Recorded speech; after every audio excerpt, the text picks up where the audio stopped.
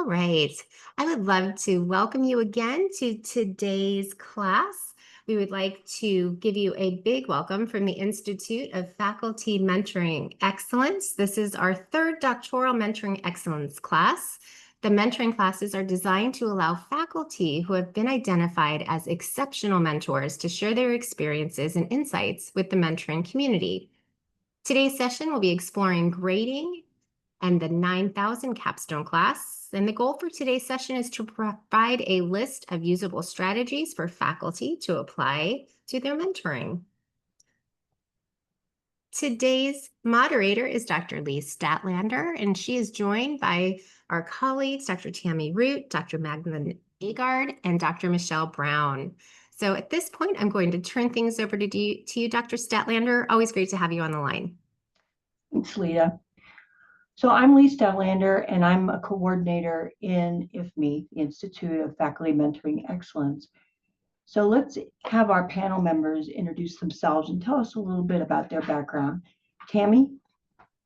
Hi, everyone. I'm Tammy Root. I am the academic research coordinator for the PhD Public Health and DRPH programs. I've been with Walden for 17 years, could be a little more than that. Been here a long time. And yeah, we're just looking forward to talking with everyone about the doctoral progress, particularly grading, and just hope that it's helpful for everyone. Awesome. Magdalene? Hello, everyone. I'm Magdeline Aargard. I'm the academic program coordinator for residencies for the College of Health Sciences and Public Policy. I've been with Walden, I think it's 12 years now. I think this is my anniversary month. I mentor dissertation students, and grading and course progress is always something that we talk about. So I'm excited to be here today to talk about it. So thank you. Thank you. And Michelle? Hi, everyone. I am Michelle Brown. Tammy, you and I must have started around the same time because I've been here for 17 years as well. I'm the Associate Dean for Doctoral Committee Support and Student Progress. So very excited to, always excited to share about the University Capstone course, and today specifically grading. And so I'm happy that everyone could join us. Very good. So I thought I'd start with kind of a broader question, but what are the big issues as far as grading in the 9000 class? Why are we talking about it, I guess? Anybody? I can start and then anyone can jump in. I think for a long time, our grading sort of was more subjective in the capstone course, in the sense of we provided SU grading just kind of based on what we thought was substantive progress. When the university changed over to a more structured grading criteria, I think it was a shift for a lot of people, because now we have term goals that the student adheres to, and those are university wide. So those are the same for all students across the university in the doctoral and the PhD program. And we have very clear guidelines for grading. And that sort of shift came with, I think, some questions about how to transition to this more structured approach. And at least from our college, Magdalene and I are in the same college. From our college, we were seeing that there were some concerns, or not concerns, but some questions about how to grade. And we thought having this meeting would help clarify and also provide some best practices for our doctoral students to help them succeed. Awesome.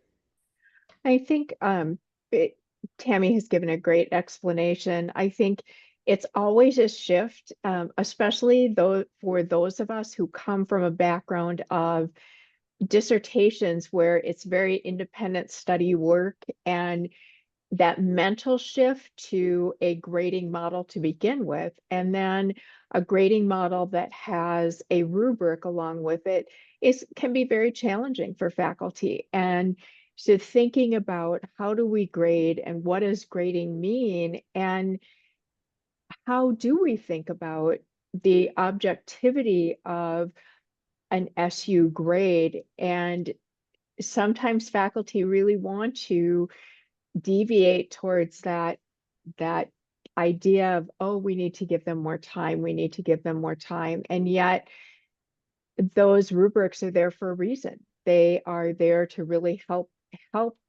hold the students accountable for making progress and ensuring that they are moving forward. And if they're not moving forward, there's a reason they're not moving forward. And so how do we help to provide them with the resources that they need and to support them, and to really to provide them with what they need so that they can be successful.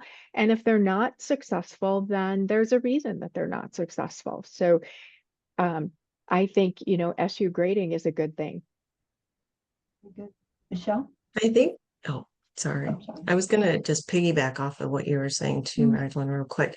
I think another positive is it standardizes grading across the university for the Capstone course, which used to be very subjective.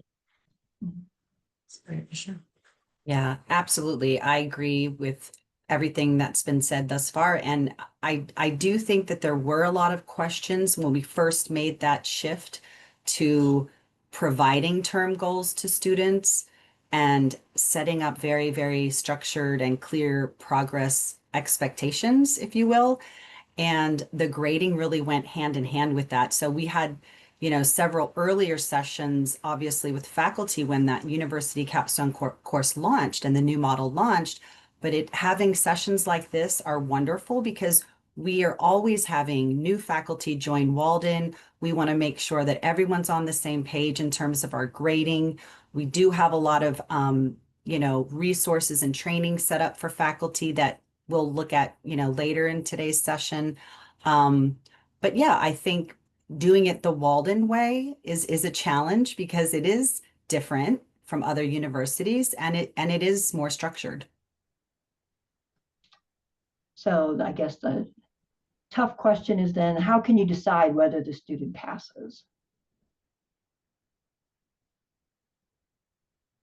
And we have explicit criteria for that. And it's in the courses, it's in the syllabi, and there are trainings that talk about what constitutes an SU grading. But this is a really important question, Lee, because this is where we want to be standardized across the university. And in the capstone course, there are 6 points total in the we're gearing this towards the PhD dissertation course, but 6 points. 3 of those points are the term check-ins. So students are required to do a term check-in week 1, week 5, and week 11. Those are each worth 1 point. So 3 total. Then the other 3 points maximum are earned at the end of the term when the student uploads their final draft or their draft, whatever they accomplish that term, they upload at the end of the term. The maximum number of points there is 3. So a total of 6 points maximum in the class. In order to get an S grade, the student needs to have 4 points minimum. So if a student does the 3 term check-ins and does not submit their draft at the end, they would not get, they wouldn't have enough to have an S grade, for example. That 3 points is determined based on a rubric. It's very clearly articulated. 3 points is the student met their goal. And when we say their goal, what that means is the goal that they selected in their week 1 term check-in. There are predetermined goals, and all students select one at the very beginning of the term, which is why Making sure that the student selected the correct goal is really important because they are graded based on that goal. And they will also indicate whether that was their first attempt at that goal or their second attempt or more. If it is their first attempt, that rubric allows for the student to receive, it's either going to be 0, 1, 2, or 3 points. If it is their second attempt at that goal and they didn't achieve it the previous term, if they do not achieve that entire goal, it is automatically 0 points. They have to meet that goal by the second attempt. And that's where the grading sometimes gets a little confusing to faculty. So that first or second attempt is critical for the final grading. If a student is on the same goal for more than one term and they don't meet that goal and move on to the next one, it should be a U grade because it's automatically 0 points. So even if they do all their check-ins, they still didn't achieve 4 points. That was very clear. Thank you, Tammy. Other comments? I think the other challenge that we have as faculty as we're mentoring students is that Tammy was very clear about when they don't achieve or when they are on their second term, but it's that gray area of do they get 1 or 2 points? And when you look at the rubric, I think it's very clear. Did they meet that goal? Did they not meet that goal? Did they halfway meet that goal? That's where faculty sometimes have a bit of a challenge in subjectivity. And that's the difference between an S and a U grade. And so that's where I think faculty have a really hard time in deciding, did this student halfway meet their goal? Can they meet it in one more term or not? And it is hard, as somebody who mentors dissertation students, I do have a hard time in looking at that. And so we're always making those more subjective decisions in that first term of that particular term plan goal. Can they meet it next term or not? And that's really where you have to make that determination between, are they going to get an S grade this term or not, when they're in that sort of gray area. And that's if you determine that they could meet it next term and you're going to give them those 2 points and they get that S grade, that's really where the next term, it's very important to make sure that if they don't meet that goal, then they get a U grade, because that really is looking at their progress and whether or not they're meeting their term plan goal. That's a really good point. And I think having those conversations and that transparency with your students is really important. We definitely want to set the expectations. I mean, we do have obviously some of that in the course introduction. In the video, it really tries to set those expectations for students. We want them to make progress as quickly as they can. They don't have to take an entire term to complete a goal. If they complete a goal, they can move on. But I definitely think that, having those conversations on a regular basis with students, and also if you learn that one of your students may have something professionally or personally happening in a certain term where they're not going to be able to dedicate the approximately 13 hours a week toward making progress on their dissertation and really meeting that goal and moving forward, to encourage them to potentially take a leave of absence for one term and then come back the next term and really get moving forward.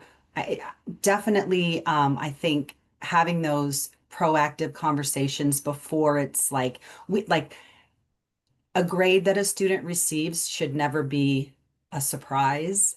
you know, to them. We don't want it to be.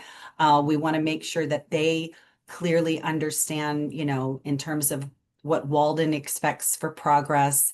You know, they have 2 terms to do one stage, 6 for another, 4 for the other, or faster, or faster. And it's wonderful when that happens. But yeah, certainly making sure that the communication is open. And for faculty making that decision, it's really looking at when you first log into that course, the faculty instructor module on the homepage, you can find the term goal that they selected. Like Tammy said earlier, you definitely want to check it at the start of every term after they do that week 1 check-in. It will populate there because you want to just double check, did they select the right term, right? I mean, there's instructions for students. Select the first term in the list here that you have not yet completed. And then there's a second item, is this your first or subsequent attempt? And that will also populate for you in your faculty module that you can see on that home page so that you can know right away. But first thing you want to do in a term is make sure that that selection was made correctly. And then also have, you know, it's great to have really weekly check-in points with your students. You know, where are you? What do you need? Encourage them to submit drafts, like optional submissions for additional feedback. Um, I think making sure the student understands what's expected as well is really important. So what's the impact of getting a U? What happens to the student? Yeah, that's a great question. So at Walden, when a student receives an unsatisfactory grade, that remains in their record, of course, because if a student receives 2 unsatisfactory grades at any point, they are up for dismissal from the university. They're reviewed for dismissal. There is policy in place where students could reapply, go through an admissions process again, come back and complete, but certainly that's not the best case, right? We want students to not miss a beat, move forward. Certainly as a university, we want to support students any way we can to make sure that they are successful. We do have some of the best resources that I've seen at any higher educational institution in terms of supporting their writing, supporting their research skills, etc. So I think just being aware, being proactive, setting the expectations. But yeah, getting a U grade is one step toward potentially academic dismissal. Anyone have any other comments on that before we move on?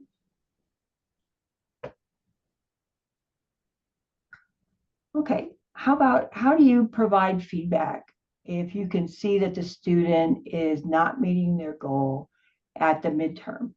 How can you help them to prevent a U grade?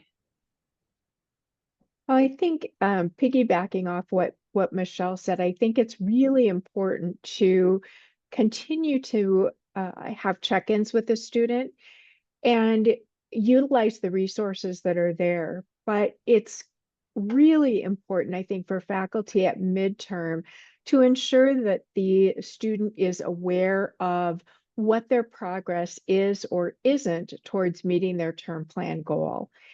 And if you don't meet with the student any other time during the term, it's really important to meet with them at midterm and to ensure that you have a conversation with them, especially if they are not on track towards meeting their term plan goal, and talking with them about what it is that they need to support them in meeting their term plan goal.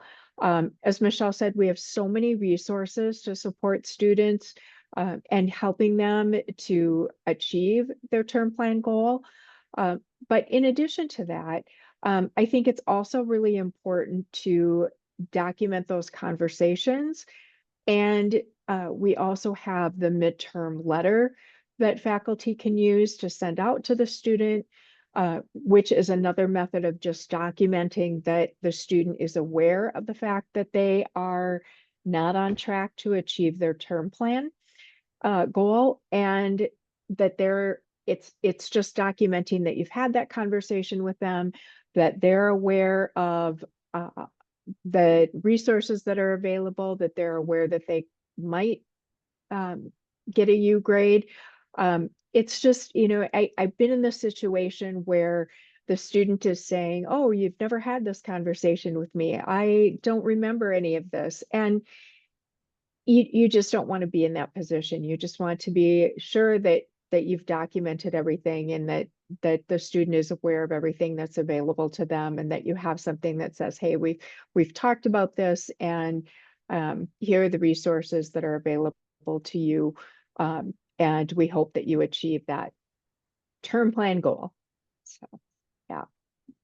And really checking in with the student at midterm allows them to potentially recover, so to speak, from if they fell behind a little bit. If we wait too long, they likely wouldn't be able to recover and achieve that goal. So it can sometimes just give students that little extra motivation, knowing that, okay, we're halfway through, life kind of got in the way, and now we got to buckle down again.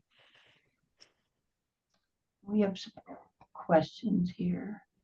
Mary D asked, the first time that a student takes the 9,000 course, do they submit their prospectus right away? For example, in week 1 or 2, for initial rubric evaluation, or do they wait until the end of the quarter for the first submission? So I would love to jump in on that one. Yeah. So obviously the PhD programs vary a little bit in terms of student readiness with the prospectus when they enter 9,000. There are some programs that implement like dissertation seminars throughout their program, and a student potentially could be ready to submit right at the beginning of the term. They have a completed form, their plan's set to go. I would definitely encourage the student as soon as they're ready to submit something, not only in the course, but in task stream as well for rubric evaluation. They could potentially, within a week or two of the first term of 9,000, finish the prospectus stage completely and move on to proposal stage. And that's fantastic. Meaning that in that first term, they finished the first 2 goals in prospectus stage, and they're actually working on goal number 3. So, I mean, obviously that would be an S grade. And since they didn't work on goal 3 for that entire term, that wasn't the goal they started with, that almost gives them a leg up. Well, it does give them a leg up then for the following term and the following term, because they haven't selected goal 3 yet as their official goal for the term. Do you see what I'm saying? So, so some students could move very quickly in that regard. So I would, yeah, I would never like say, oh no, just hold on to it until the end. I mean, if they can finish a goal and move on, that really is best case scenario for them, because they're on a really fast track there in terms of their progress. So that would be awesome. And then it would be the next term, so their second term, and they're selecting like the first goal of proposal for the first time. So then they would have actually another term, as long as they're making progress, they could have 2 terms to work on that goal as well. So I think early submissions are great.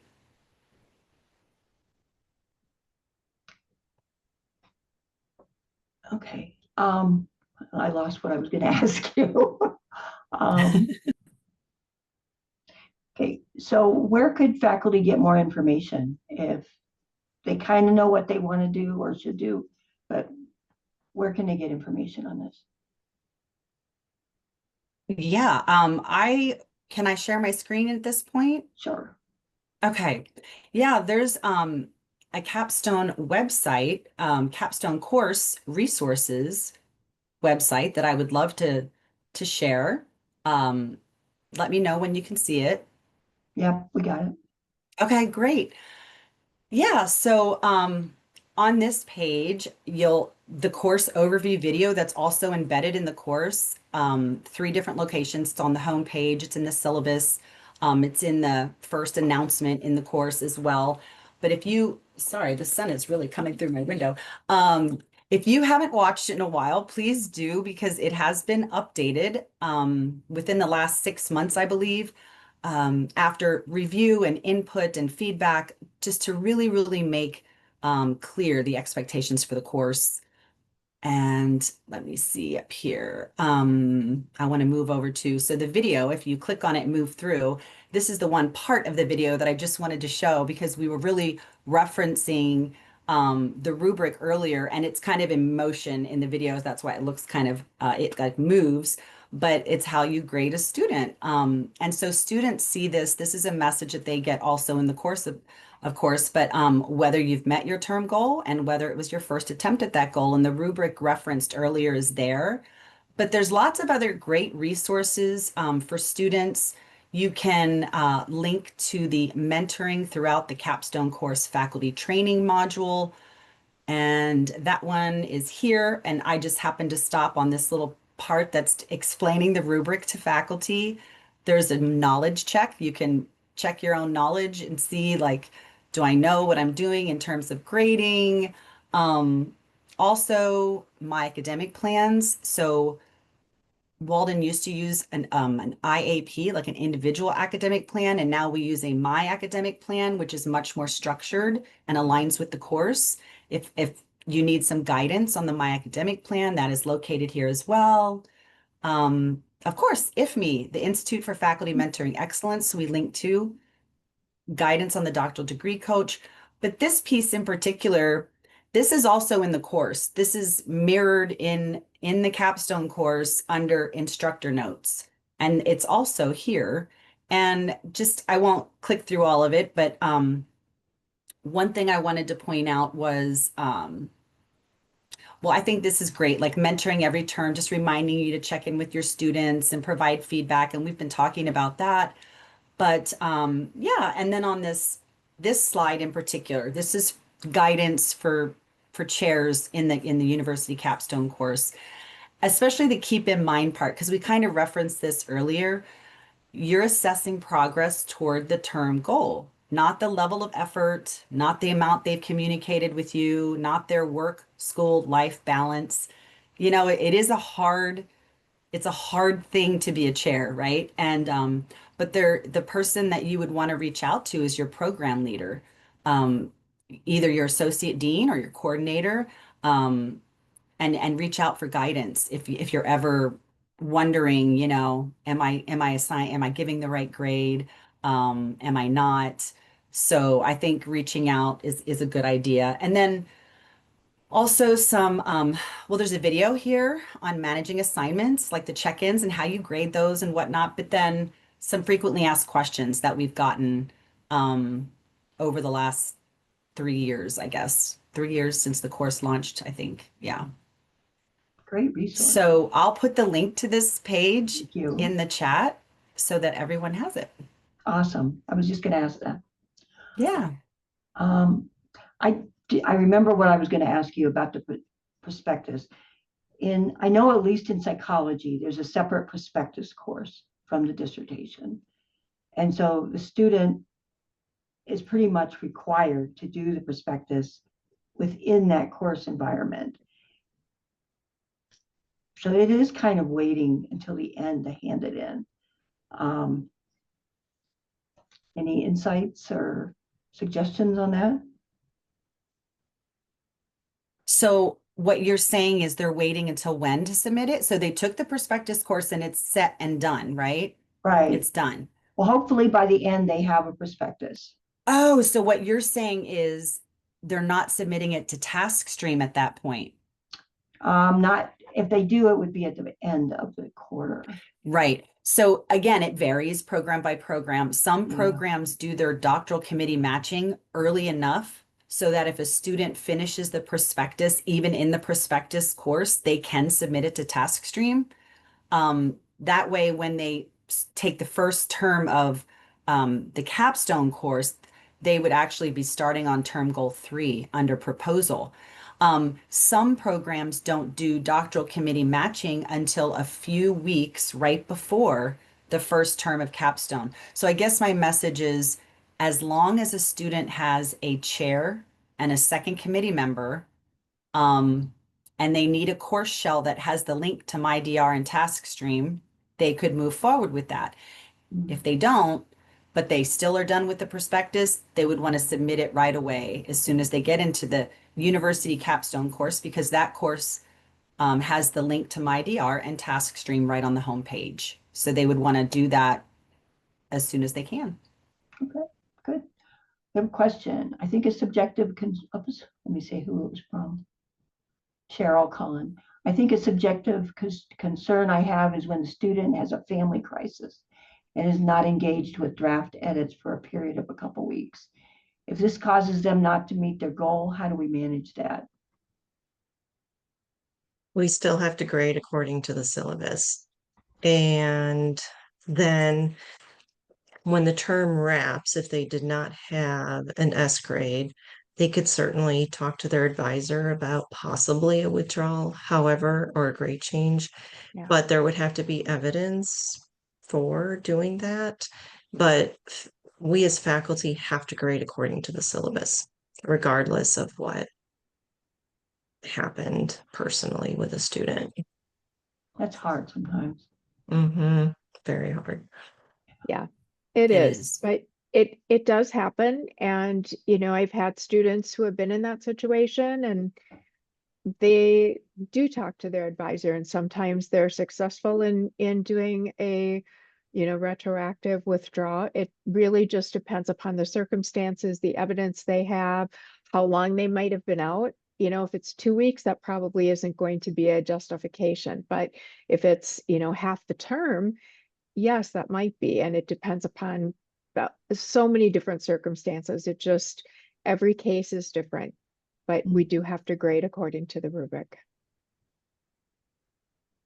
And Michelle, you were talking earlier about 13 hours as sort of the expectation in the capstone course. I think that is something that chairs can remind students of, because when I talk to students, that somehow was just elusive to them. Yeah.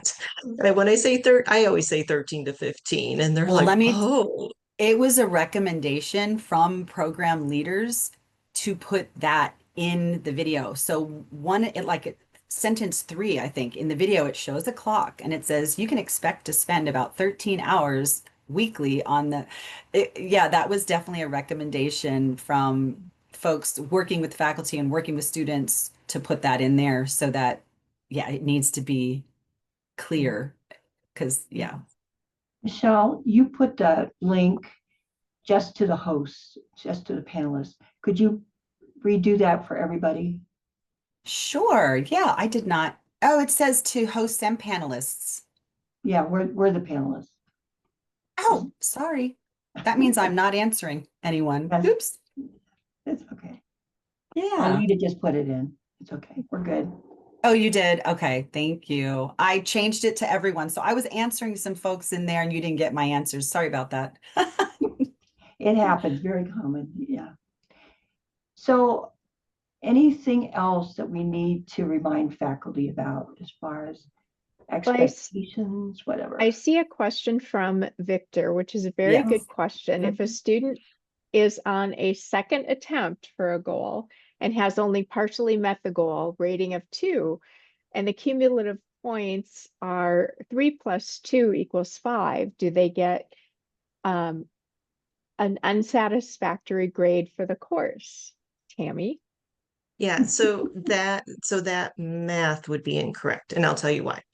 Because if the student is on their second attempt and they only partially met the goal, it's automatically 0 points, because Michelle, maybe you could pull this up while I'm explaining this, because it might help to see it if you have it handy, the grading criteria.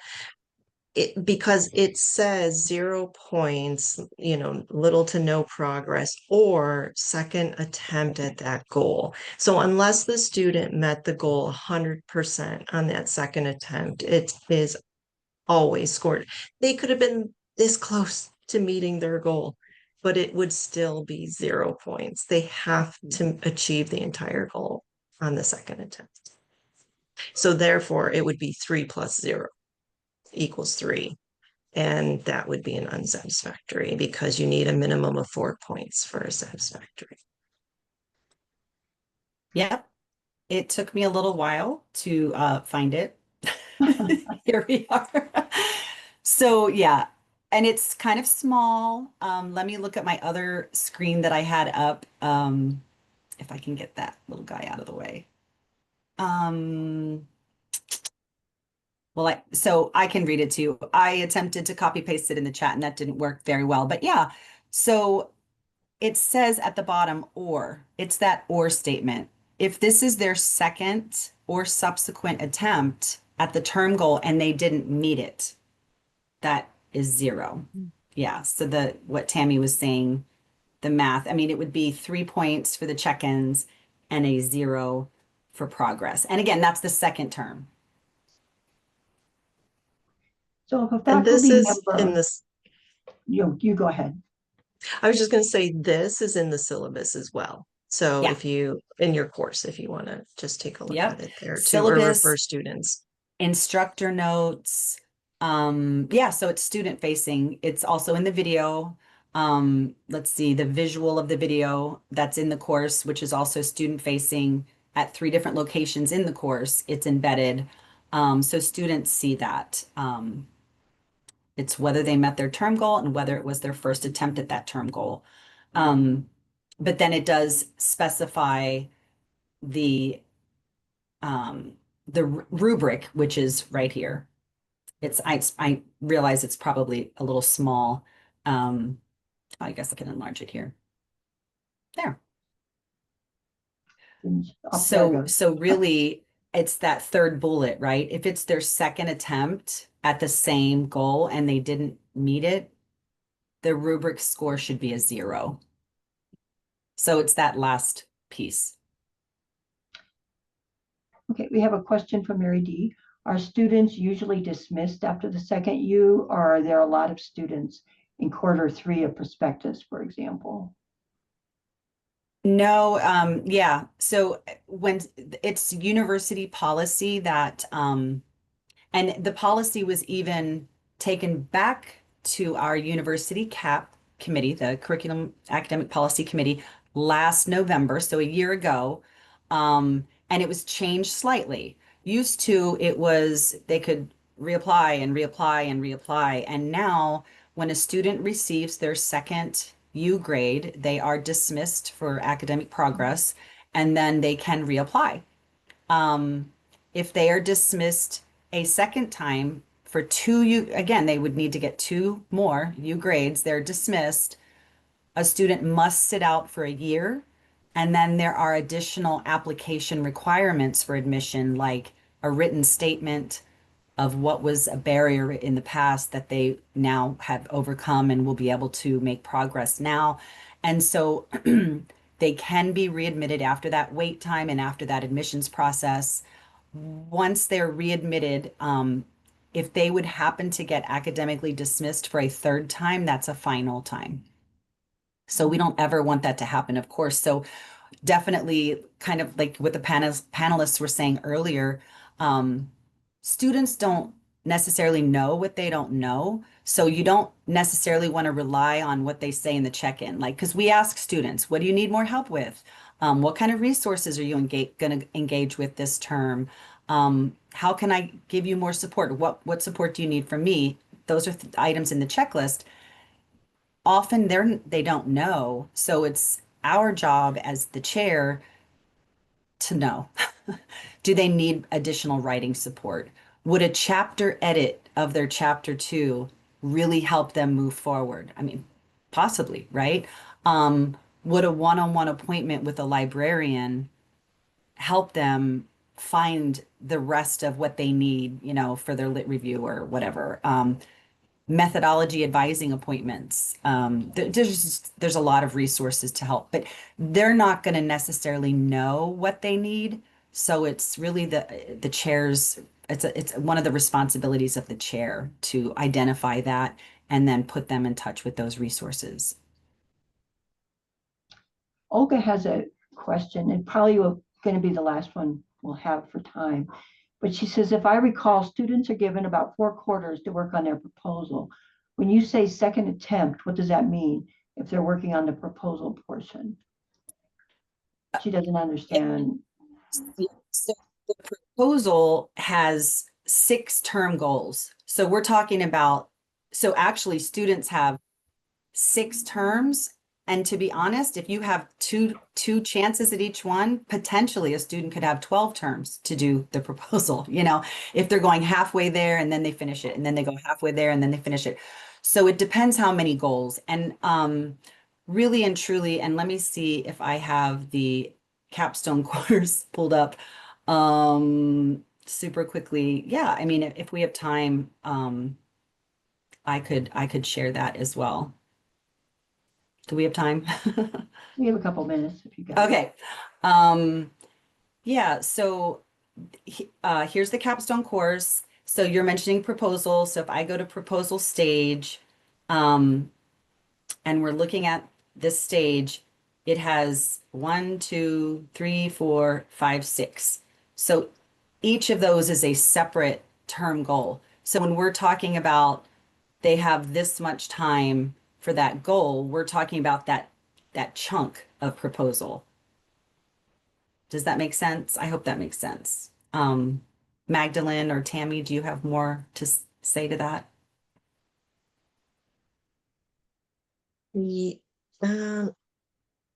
No, but I think you made a great point though, Michelle, that I forgot to mention it, which is that these goals can have multiple steps, to them. And when you're assessing grading at term end, it's based on the entire goal number 1, goal number 3, 4, whatever it is, that the student selected, that entire goal has been achieved, all components of it. And Thank here's you. all their links to the, but again, you're going to need to point them in the right direction of what they might need to help support them getting through those goals. Yeah. So Magdalene, any last comments? No, thank you. Okay. Well, I want to thank our panelists. You guys were awesome. I know I feel like I Thanks. understand it better. It's weird when you think I've been doing this for a very long time, but it always felt a little fuzzy. So I'm really happy that you guys came and talked to us about it. Also want to thank Lita. You were wonderful as usual. Don't know what we would do without you. If you have other ideas as far as tips or insights you would like to get included in our guidebook, please email them to me. I am putting together a guidebook of all of the master classes and mentor classes that we've had. All right. Well, thank you, everybody. Hope you all have a great day going forward. Thank Thank you. you. Thank you. Bye.